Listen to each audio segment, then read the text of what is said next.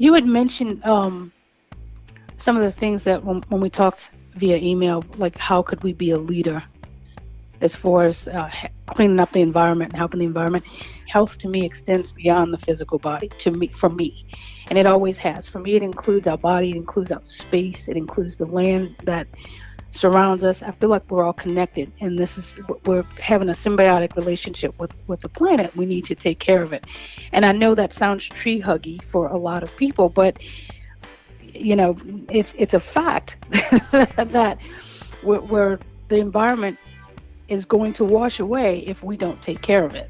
And so, with that said, I would love to promote more green spaces in all of our parks. I think if we did things like started up programs where kids, and not just kids, people like me and adult kids who I'm oftentimes trying to teach about nutrition and my day job as well.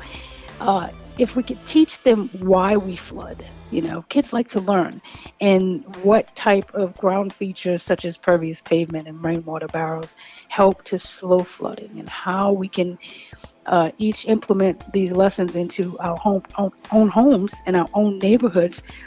I'm learning that a lot of times the younger people that I talk to are pointing and blaming the fingers and saying the government needs to do this and the government needs to do that. And I agree. I believe government is upside down.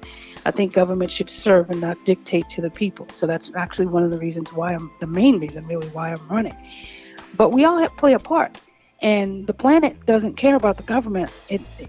All of us together collectively could do these projects in our own neighborhood, and this could be something that could be we can use our parks as an outdoor education ground, just to teach us how to take care of our own city. We are below sea level. It's not a secret. And there are things that we can do, that we can take the initiative on our own as a community and work together. What is her name? Angela Chalk. do you know her? I do know Angela. She's another friend of mine, and she's also been on the show a couple of times. Angela, Excellent. Yeah, she is. I'm constantly amazed at this woman's energy. Oh my God. She's retired from the health department after 30 years, but she is such a leader and loves her community so much that. Now, go ahead. You finish.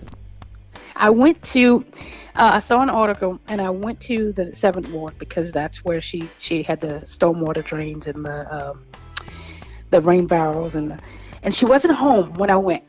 I had to see it for myself because I hadn't seen anything done in a community-based project like that. So I went and I started walking around. I was taking pictures of the rain barrels because I thought they were awesome. I like the way they were designed. And as I'm walking through the neighborhood, it was amazing to me how neighbor after neighbor started coming out because they're wondering what we're doing. We're taking pictures, walking through the neighborhood.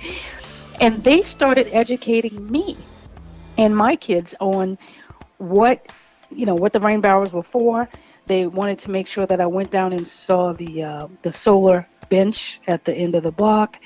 I got I was planning on being out there for about 10 minutes to snap some pictures because I wanted to see the rain barrels. And I ended up walking the entire neighborhood learning from the residents. And I love the fact that everybody was educated. I hadn't even met Angela yet. Everybody was educated on the fact of how this works. And so I love the lesson that I got. I feel like I got a class in environmental engineering walking the neighborhood of the 7th Ward. I thought it was fantastic. And for me, projects like that, if we do that throughout the city, of course there are things that the government can do as well. And we can fund things so that, it would be fun. We can fund projects like that around the city. But if we did this also as a community, I would like to do we have the painted fish, and the electrical panels painted around the city. And they'll paint different murals on the panels, and they'll paint the different fish. Or we had the Mardi Gras porches when we couldn't do Mardi Gras, so everybody had the kind of like a fun competition. I would love to do neighborhood competitions where we would, paint like a solar bench in every neighborhood. That is the coolest setup over there, isn't it? You know what that thing does? That also gathers data. and it Yes. transfers that data to a couple of colleges who are doing doing climate change, taking climate change information. Yes. Is that not fantastic, though? That's I all. mean, you're That's all, educating. Angela. Yeah, I know.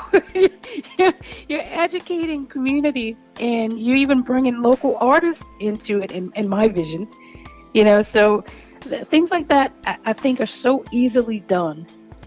I say easily. I mean, it's something that won't cost that much money financially to jump into the budgets. When the complaint is we don't have money for this or we don't have money for that. If we can't allocate as much money as I would like to allocate to the environment and to our green spaces, there are ways to do that don't, on our own, we don't have to pay that much to do that. So those are some of the actions that I think we can take as a community to get together and help our city to help us, if that makes any sense. That you're making perfect sense.